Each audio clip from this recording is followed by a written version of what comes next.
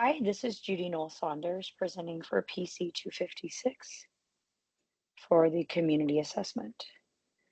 I selected Maryhurst for my nonprofit organization for the focus of this assignment. It is a nonprofit here located in Louisville, Kentucky, started here in Louisville, Kentucky. It is very close to my heart. I worked as a social worker in Jefferson County, which is where Louisville is. So I worked closely with Maryhurst with several of the kids in my caseload. So I got to know them personally. I got to know the programs well, and I respect their work very much. And so excited to share some information about them with you today. So Maryhurst is again nonprofit that focuses on children, youth, and women specifically. There are some programs that the father is invited to participate as far as like from a therapeutic standpoint, but primarily their focus is for children, youth, and women. Their mission is to strengthen and empower Kentucky's children and families in greatest need. And their vision is to build communities free of abuse and filled with hope for every child and family. They have a couple of different campuses here located in Louisville. Um, they have, I think, four total kind of individual programs under their umbrella.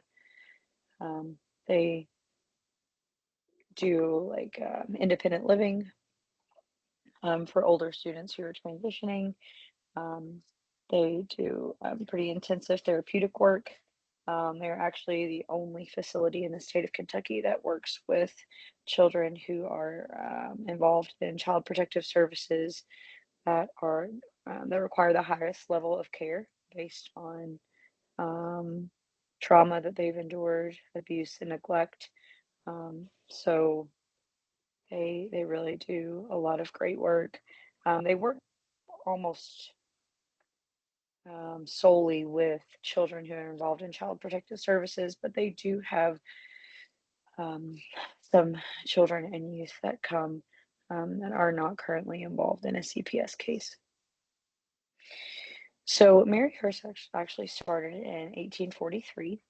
Um, so Bishop Flagey invited um, the Sisters of Good Shepherd in France to send some nuns to work here in the Louisville area. They were sent across the Atlantic, took several weeks of travel to begin a charity that would later become Maryhurst. They arrived in December 1842, but took a few months to get themselves up and running. And so in 1843, they opened their first residence and took in their first child, whose first name was Mary. So many think that that's how the name Maryhurst came about. Um, the sisters really were ahead of their time as far as their approach to caring for children, those who were homeless and poor, vulnerable. They did not allow any corporal punishment. Um, the residences were racially integrated. The girls were really encouraged to see their own worth, all things that were really unheard of at that time. Um, but one thing that they really valued was family. So they worked with these girls with the intention of working towards reunification. They wanted to put them back with their families when at all possible. Obviously, those services still continue today. They really work to prevent abuse, restore hope, and to empower survivors. Now, again, they have several different programs um, under their umbrella. They have their residential treatment, which is they have like a program for like psychiatric care. They also have those for who may not need as intense, but still are survivors of trauma, abuse, and neglect. They have the transitional living. They have some not only independent living for um, what they would consider as typical girls, but they also have programs that are focused on those who have like a cognitive disability, who require more help, more assistance with being able to support themselves independently. But when you kind of break down how they help and some of the things that they do, although we could go on for a very long time, there are four things that I think really speak to the work that they do. One, they really work together with kids and families to build resilience and a sense of worth. They truly believe in the inherent worth of every person. And so they are very intentional in being attentive to the humanity behind every behavior. They really work hard to treat survivors with respect, to trust their lived experience.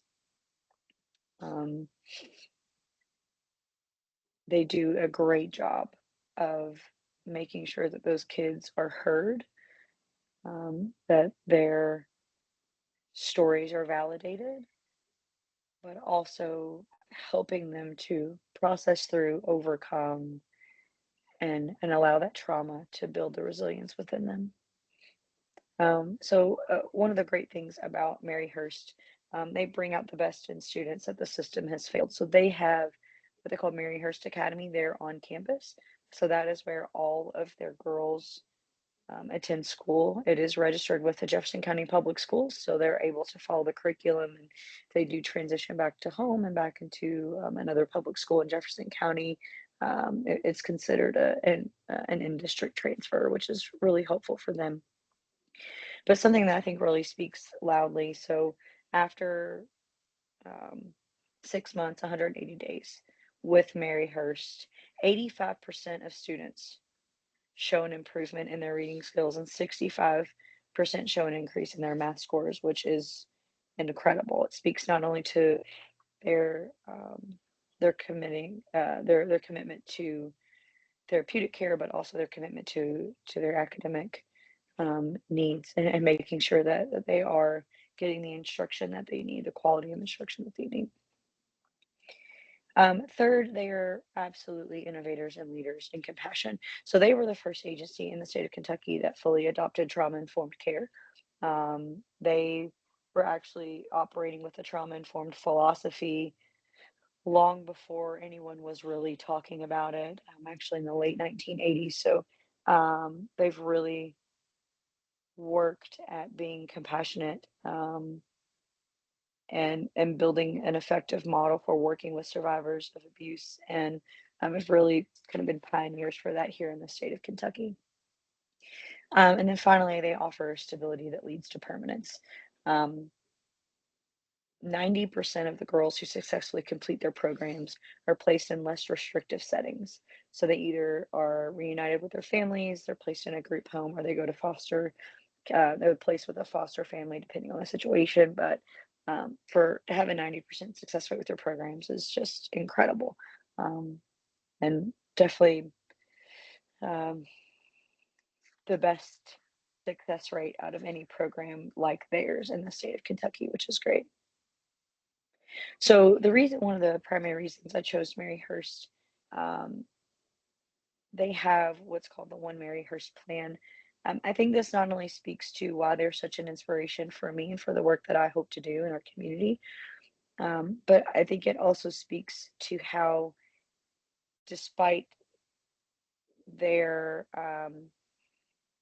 they really, even though they were started, they were based in kind of a religious effort, they really don't push religion in any way, Christianity or otherwise. They do offer those things.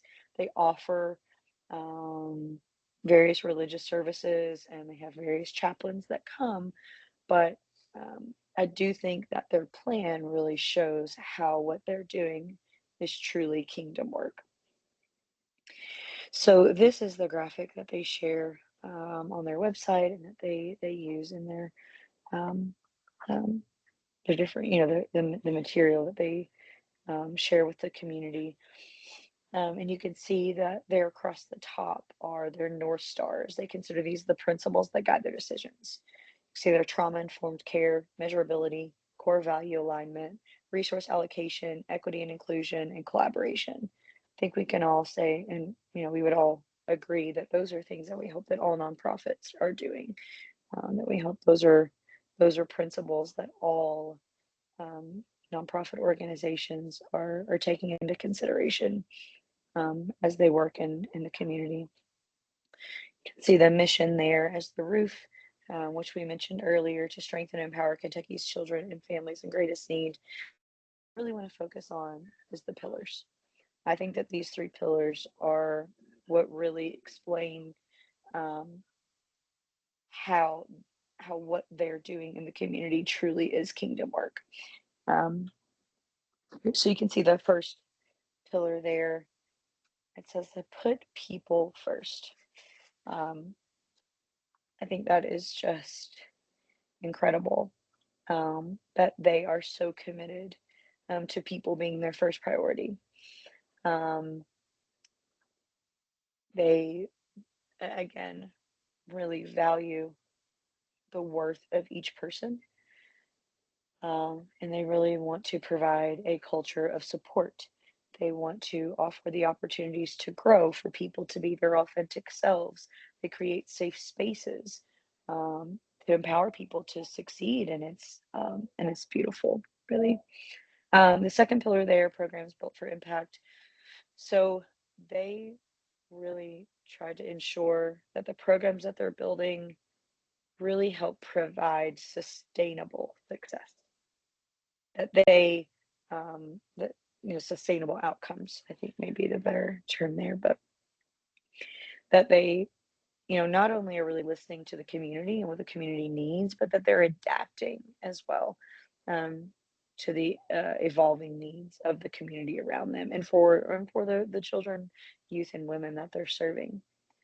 And then finally, the third pillar there is the commitment to community. Um, they have incredible partnerships with other programs in the city of Louisville. They really do believe that having um, kind of that community-wide connection is so important, that our strength comes from coming together. And so collaboration is definitely a big part of what they do. Obviously, it's one of their North Stars. Um, so not only do they fight for communities here within Louisville and Jefferson County, but they are also present even in Frankfort, in our state capital, fighting for legislation that helps with children, youth, and families, and protecting them and providing them the support that they need. Um, I think that what they're able to do here is is to help us focus on the humanity of others, on truly caring for our neighbors, for being mindful of their needs. And I think it's great. I, um, I hope that as this nonprofit that I hope to build comes to fruition, then I'm able to partner with folks like Maryhurst, because what I hope to provide. My focus would be more on families kind of after they've been reunited, or working with the parents um, alongside the children while they're in a program like at Maryhurst, but providing adult education, job training, some of the things that help overcome cycles of poverty, generations of poverty, um, that that we would be able to go far and go together, just like they say that we can do so much. We are so much stronger when we work together and collaborate. So I appreciate your time, appreciate you listening, and hope that this has been informative, and that you've come to appreciate Maryhurst as much as I do. Thank you.